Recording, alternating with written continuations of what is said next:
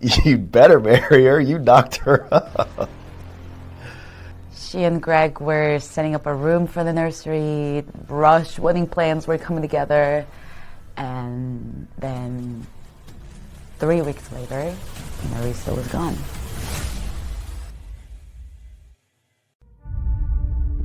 I noticed right away that he's extremely nervous. He's clenching his fists on the tabletop. I just want to go over what happened tonight. Okay. Greg says he's been showing a house to a potential buyer that evening. And like most nights, he got home from work around 6:30. 30 minutes after Marisa always would. So that means she'd been killed somewhere between 6 and 6:30. As I'm coming up our street, I can see our garage is open, and the light is on. And I get up there and Marisa is lying on the floor. Blood is everywhere. Everywhere. Greg, I'm curious why you didn't call 911. I couldn't even think straight to grab my phone.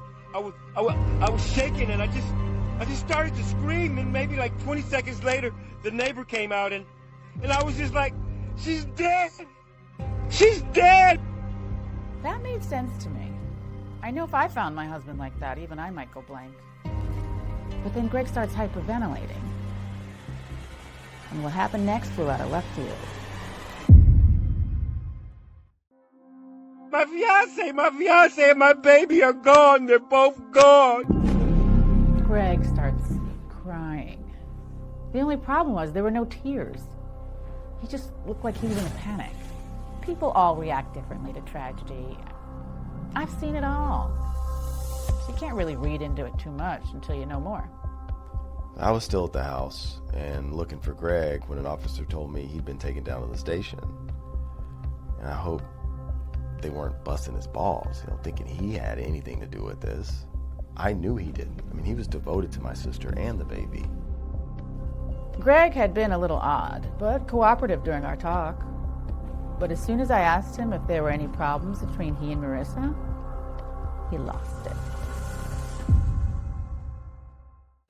We were about to get married. We were gonna have a baby. Everything was perfect. Perfect. Our only disagreement was what flavor wedding cake we wanted. How can you sit there and even imply that I had anything to do with this? Quite a reaction to a routine question about his home life. Investigators are obviously going to need to corroborate Greg's alibi for the time of the murder, but Greg does agree to have his hands swapped for the gunshot residue to rule him out. Next thing we did was ask Greg if we could dump his cell phone, which means we download all the data, photo, text, voicemails, calls. It's pretty standard. It would also tell us where his phone was when Marisa was killed. But Greg throws his hands up and says, "Why? Are you going to arrest me?" I'm not going to be railroaded like this. We're done. What's on his phone that he doesn't want us to see? While Detective Marks wrote up a warrant for his cell phone, other detectives interviewed the other residents who moved into Dogwood Meadows.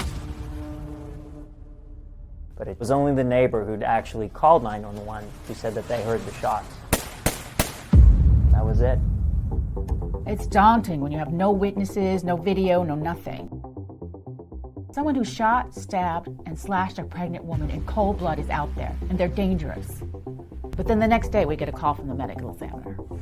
Autopsy results show that a pregnant woman found dead in her garage was shot at close range, twice in the heart, once in the lung, her throat also slashed. Police have no suspect in custody at this time. The autopsy showed that each of the 3 gunshots could have been fatal on its own. This was someone who knew how to use a gun. The medical examiner couldn't definitively tell the order of the stabbing and shooting. But since shooting is from a distance, and faster and cleaner, he thought that probably happened first. Plus, Marisa didn't have defensive wounds on her hands, or any DNA under her nails, to indicate that she had time to put up a fight if someone had come at her with a knife. They were able to determine that the knife used was serrated, kind of like a bread knife. And there was no evidence of sexual assault, so that just solidified my hunch that the pull-down underwear and the ransacking were staged. And while detectives checked into Greg's alibi, they also started talking to those close to Marisa to see if anyone had any beef with her. Turns out, one of her kids from the clinic had a very angry parent. And when it comes to those kids, parents will do some crazy stuff. I remember a few months ago, this father named Howard had brought his daughter to Marissa for treatment. I mean, he was convinced she had OCD, but Marissa determined that she didn't even fit the criteria for that diagnosis. Eric told me that Howard got fixated on making Marissa change her mind. He started calling Marissa 9, 10, even 12 times a day, berating her on voicemail that she didn't know what she was doing. He was going to have her license revoked. Oh, and my personal favorite, she was just another dumb woman. He was saying that he had wasted a ton of money on Marissa and that she had failed his child, and that went on for weeks, and she was totally rattled.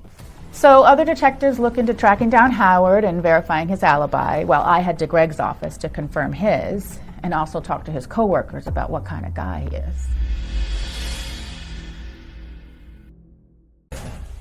Detective Marks asked me if I ever saw Greg lose his temper. Far from it. He was easygoing, the one people turn to with work questions or conflicts at the office. He was also great with challenging clients. When I was at Greg's office, I was able to get the contact info for the client that he said he was with the night Marissa was killed. So I step outside and dial the number, and that client picks up. This is Greg's make or break moment. Greg's client tells me that he had indeed been showing her a house until 5:30. A house at least 1 hour away from his home where Marissa was killed between 6 and 6:30. Strike one.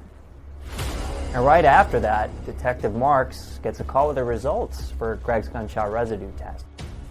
Negative. Strike two.